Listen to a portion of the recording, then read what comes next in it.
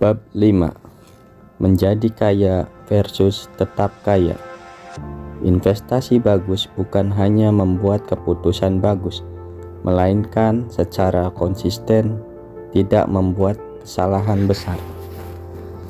Ada sejuta cara menjadi kaya, dan banyak buku mengenai cara melakukannya.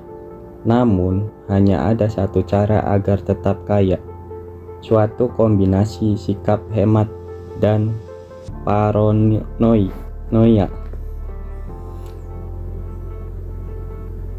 Itu topik yang kita kurang sering bahas. Mari mulai dengan cerita singkat mengenai dua investor yang tak saling kenal, tapi nasib keduanya bertemu secara unik hampir seabad lalu.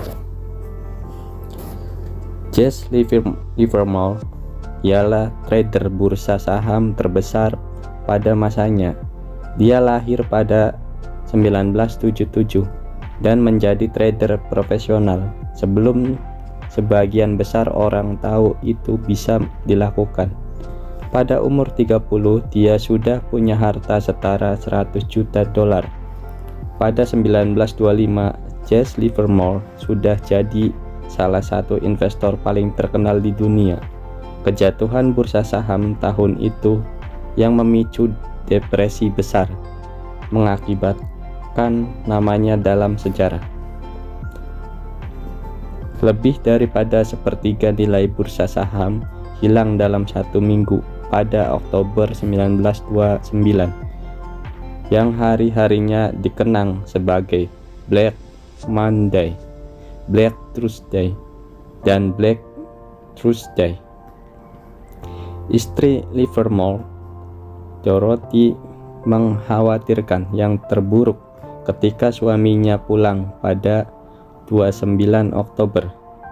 Berita mengenai spekulator Wall Street yang bunuh diri menyebar di New York. Dorothy dan anak-anaknya mempunyai Jesse di pintu sambil menangis, sementara ibunya Dorothy sangat galau sampai-sampai bersembunyi di kamar lain dan berteriak-teriak. Menurut penulis biografisnya, Tom Rubiton, Jesse berdiri di depan pintu, bingung selama beberapa saat sebelum menyadari apa yang terjadi. Kemudian dia memberitahu keluarganya. Dengan campuran kejeniusan dan keberuntungan, dia mengambil posisi short melawan pasar, bertaruh bahwa saham akan turun. Maksudnya kita tidak hancur? Tanya Dorothy. Tidak sayang, saya baru saja mendapat hari trading terbaik. Kita sangat kaya dan bisa berbuat apa saja, kata Jesse. Dorothy berlari mendatangi ibunya dan menyuruh ibunya tenang. Dalam satu hari, Jesse Livermore mendapatkan untung setara 3 miliar lebih. Dalam satu bulan terburuk sepanjang sejarah bursa saham, dia menjadi salah satu orang paling kaya di dunia. Selagi Livermore dan keluarga merayakan keberhasilan tak terbayangkan, seorang laki-laki lain berkeliaran di jalan-jalan New York dalam keputusasaan. Abraham Gramsci, seorang multijutawan pengembang properti yang mendapat untung besar selama 1920-an. Selagi ekonomi tumbuh pesat, dia melakukan apa yang dilakukan hampir semua orang sukses di New York pada akhir 1920-an, bertaruh di kenaikan bursa saham. Pada 26 Oktober 1928, The New York Times menerbitkan artikel dengan akhir tragis dalam 2 paragraf.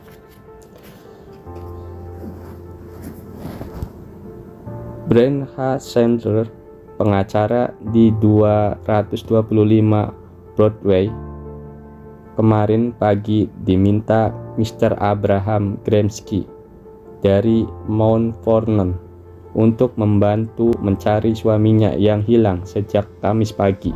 Gramsci berumur 50 tahun, seorang pengusaha properti estate.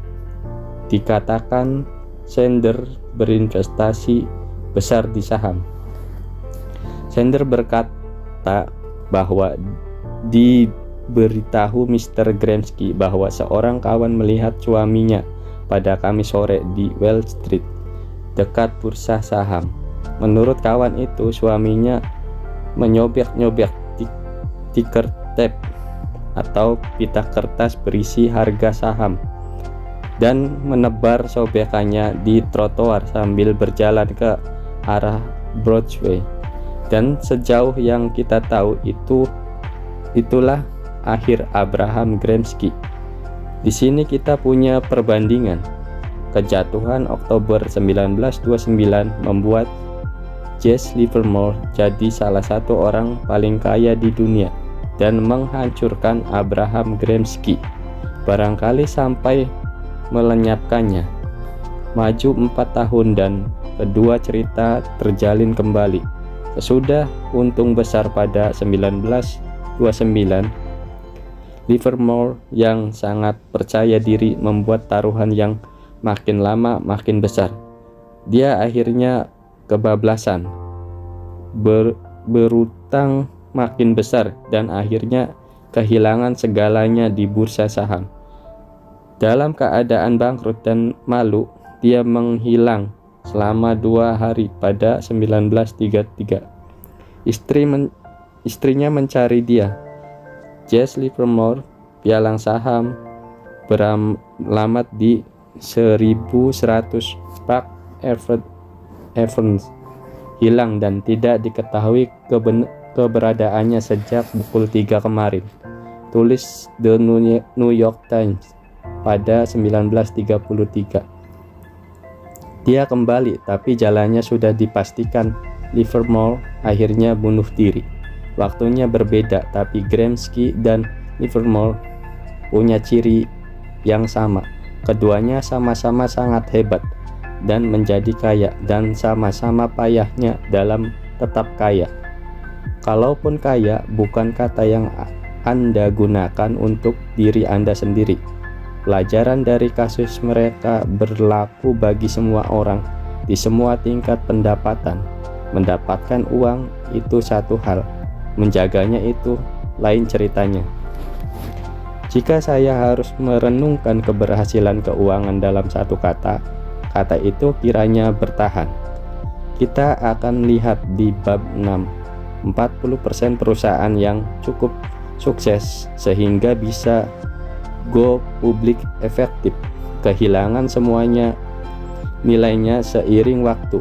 Daftar 400 orang terkaya Amerika Forbes rata-rata 20%, isinya berubah tiap dasawarsa karena sebab-sebab yang bukan kematian atau pengalihan uang ke anggota keluarga. Kapitalisme itu keras, namun sebagian alasan itu terjadi adalah karena mendapat uang dan menyimpan uang adalah dua keahlian yang berbeda. Untuk mendapat uang diperlukan pengambilan resiko, sikap optimis, dan tampil di luar.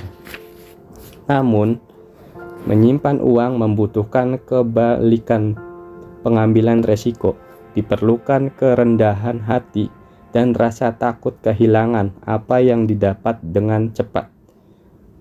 Diperlukan sikap hemat dan pengakuan bahwa setidaknya sebagian yang didapat itu karena keberuntungan. Jadi keberhasilan masa lalu tidak bisa diandalkan untuk berulang terus-menerus.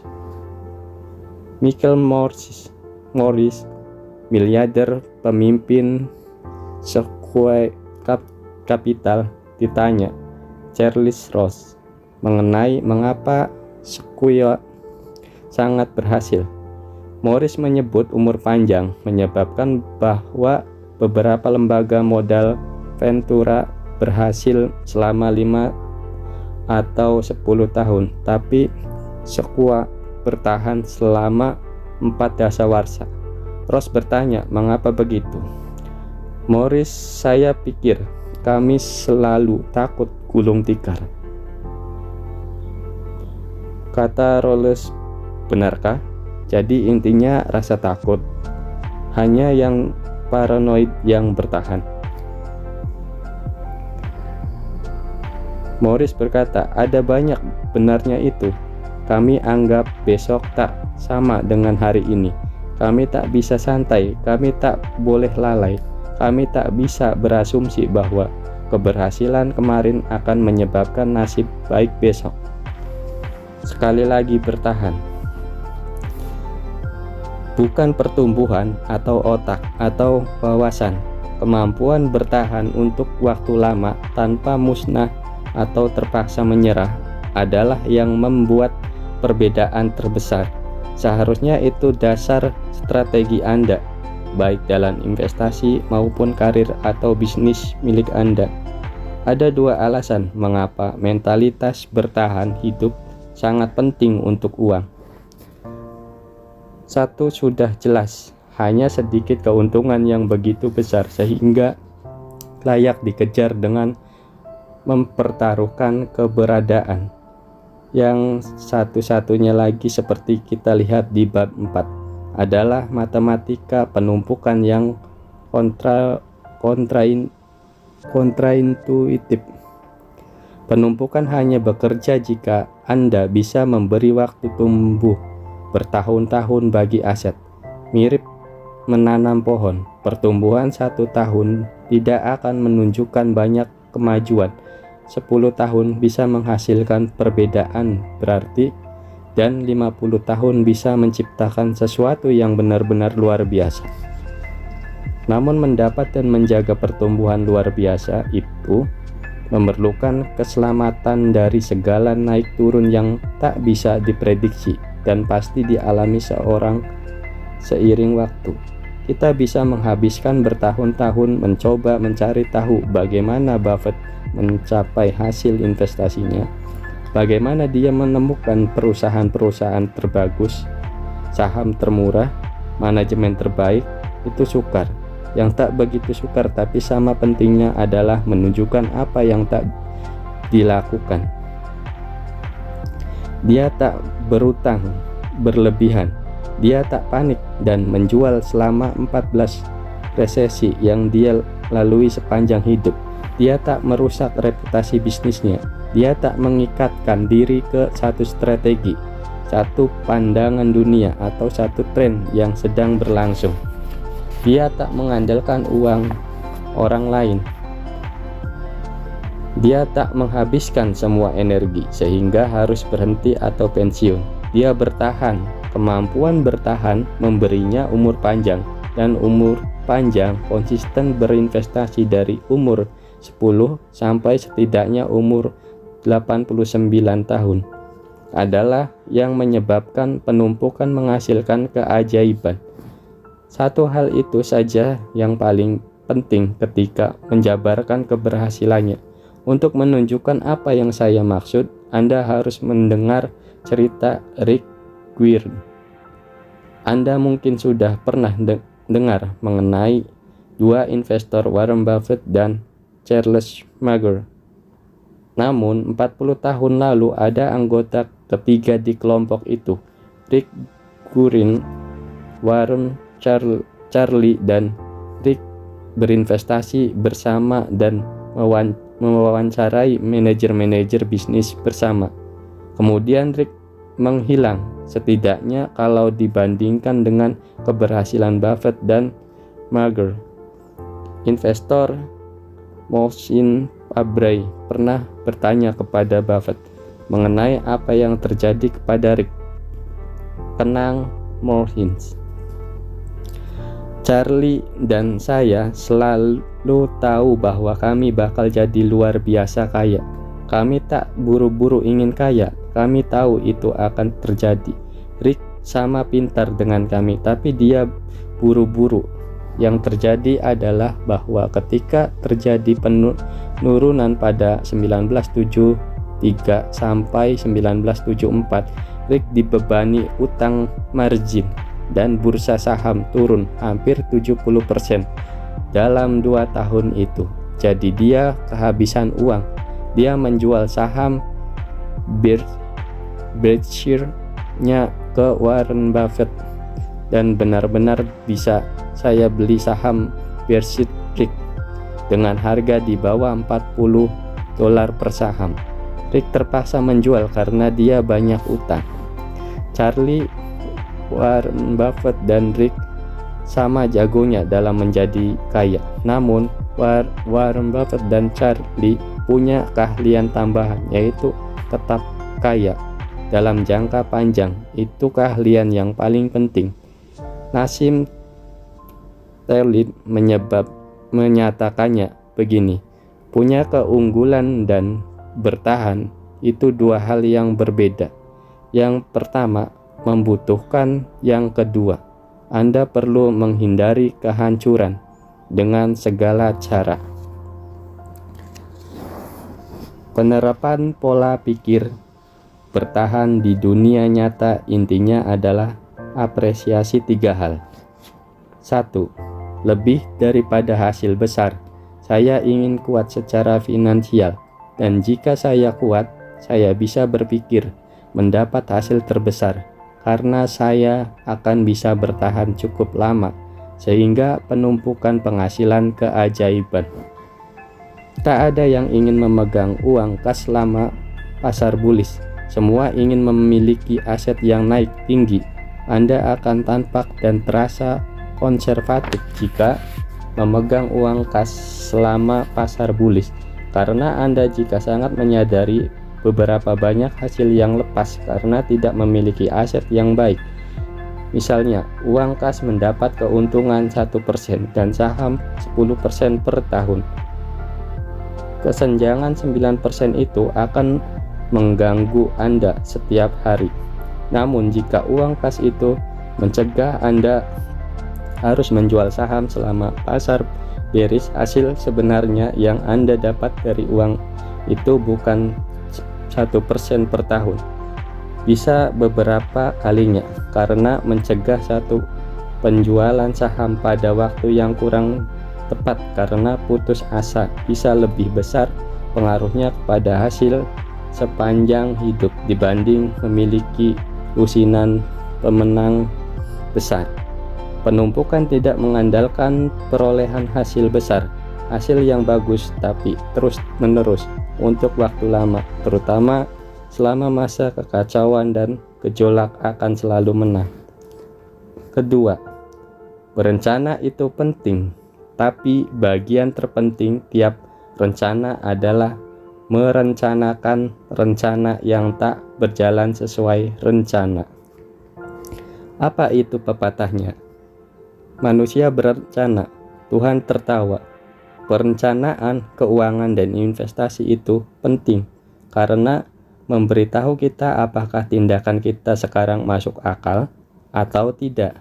Namun hanya sedikit rencana jenis apapun yang selamat sesudah bertemu dunia nyata untuk pertama kali. Jika Anda memproyeksikan pendapatan, tingkat tabungan, dan hasil dari pasar selama 20 tahun ke depan, pikiran mengenai segala hal besar yang telah terjadi dalam 20 tahun terakhir dan tak dapat diprediksi. 11 September, lonjakan dan krisis perumahan yang menyebabkan hampir 10 juta orang Amerika kehilangan rumah. Krisis keuangan yang menyebabkan hampir 9 juta orang kehilangan pekerjaan. Kenaikan bursa saham yang memecahkan rekor sesudahnya. Secara coronavirus yang mengguncang dunia ketika saya menulis ini. Rencana hanya berguna jika bisa bertahan di kenyataan, dan masa depan yang dipenuhi ketidakpastian adalah kenyataan bagi semua orang. Rencana yang bagus tak menganggap pernyataan barusan tak benar. Rencana itu menerimanya dan menyediakan ruang untuk kesalahan. Makin Anda memerlukan terwujudnya unsur-unsur spesifik di suatu rencana, makin rapuh kehidupan finansial Anda. Jika Anda cukup ruang untuk kesalahan di tingkat tabungan sehingga Anda bisa bilang, bagus kalau hasil pasar 8% per tahun selama 30 tahun ke depan. Tapi jika hanya 4% per tahun, saya masih oke. Makin berharganya rencana Anda jadinya. Banyak pertaruhan yang gagal bukan karena keliru, melainkan karena tepat di situasi yang memerlukan hal-hal yang tepat. Ruang kesalahan sering disebut margin keamanan, adalah salah satu kekuatan paling kurang diapresiasi di keuangan. Ada banyak bentuknya: anggaran yang hemat, pemikiran luas, dan jadwal longgar. Apapun yang membuat Anda bisa hidup senang dengan berbagai hasil. Itu beda dengan konservatif. Konservatif adalah menghindari tingkat resiko tertentu. Margin keamanan adalah menaikkan peluang keberhasilan di tingkat resiko tertentu dengan menaikkan peluang bertahan. Keajaibannya adalah bahwa makin tinggi margin keamanan Anda, makin kecil keunggulan yang Anda perlukan untuk mendapat hasil yang diinginkan. Ketiga, kepribadian seperti barbel, optimis mengenai masa depan, tapi paranoid terhadap apa yang akan menghalangi Anda mendapatkan masa depan itu vital. Optimisme biasanya didefinisikan sebagai kepercayaan bahwa keadaan akan berjalan baik. Namun, itu tak lengkap. Optimisme wajar adalah kepercayaan bahwa peluang Anda besar dan sering waktu hasil umumnya akan bagus kalaupun di tengah-tengahnya ada penderitaan. Malah Anda tahu akan ada penderitaan, Anda bisa optimis, menganggap jalur pertumbuhan jangka panjang itu ke atas dan depan, tapi juga yakin bahwa jalan antara sekarang dan nanti penuh ranjau seperti biasa. Dua hal itu tak saling bertentangan. Gagasan bahwa sesuatu bisa menguntungkan dalam jangka panjang tapi payah dalam jangka pendek tidak intuitif. Tapi begitulah cara kerja banyak hal dalam hidup. Pada umur 20-an, rata-rata orang bisa kehilangan sekitar setengah sambungan saraf di otaknya yang mereka miliki ketika berumur 2 tahun, selagi jalur saraf yang kurang efisien dan berlebihan ditata. Namun rata-rata orang umur 20 jauh lebih cerdas daripada rata-rata orang berumur 2 tahun. Kehancuran demi kehancuran bukan hanya mungkin, melainkan cara efisien untuk menyingkirkan yang berlebih. Bayangkan Anda orang tua dan dapat melihat ke dalam otak anak Anda. Tiap pagi Anda melihat jumlah hubungan saraf dalam kepala anak Anda berkurang. Anda akan panik. Anda bilang, ini tidak benar, ada kehilangan dan kehancuran. Kita perlu berbuat sesuatu. Ayo ke dokter. Namun itu tak perlu. Anda sebenarnya menyaksikan jalan normal menuju kemajuan ekonomi, pasar, dan karir, seiring mengikuti jalur yang sama-sama pertumbuhan di tengah kehilangan. Berikut fenomena ekonomi Amerika Serikat dalam 170 tahun terakhir. Namun Anda tahu apa yang terjadi selama periode itu? Dalam mana mulainya? 1,3 juta orang Amerika tewas dalam 9 perang besar. Hampir 90% perusahaan yang didirikan kemudian gulung tikar. 4 presiden Amerika dibunuh. 675.000 orang Amerika meninggal dalam 1 tahun karena wabah flu. 30 bencana alam masing-masing menewaskan setidaknya 400 orang Amerika. 33 resesi yang kesemuanya berlangsung selama 48 tahun. Jumlah pengamat yang memprediksikan satu saja di antara semua resesi itu mendekati nol. Bursa saham jatuh melebihi 10% sesudah mendapat hasil tinggi setidaknya 102 kali. Saham kehilangan sepertiganya, nilainya setidaknya 12 kali. Inflasi tahunan melebihi 7% dalam 20 tahun yang terpisah. Istilah ekonomi pesimis mungkin di koran setidaknya 29.000 kali menurut Google. Standar hidup kita naik 20 kali lipat dalam 170 tahun itu.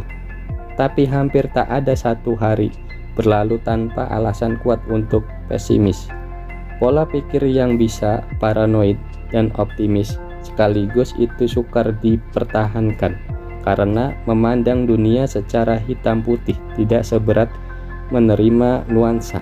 Namun Anda membutuhkan paranoia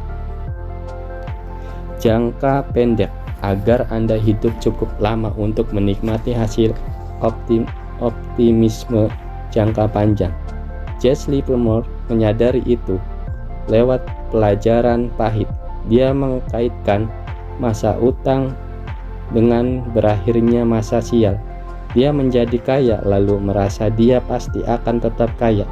Tidak ada yang bisa menjatuhkannya. Sesungguhnya kehilangan segalanya. Dia merenung. Kadang saya berpikir bahwa tidak ada harga yang terlalu tinggi untuk dibayar spekulator agar belajar mengenai apa yang mencegahnya menjadi besar kepala. Banyak kehancuran orang hebat bisa ditelusuri penyebabnya langsung ke besar kepala. Itu penyakit yang mahal, katanya, dimanapun bagi siapapun. Berikutnya kita akan melihat cara lain kita sukar memahami pertumbuhan di tengah kesulitan.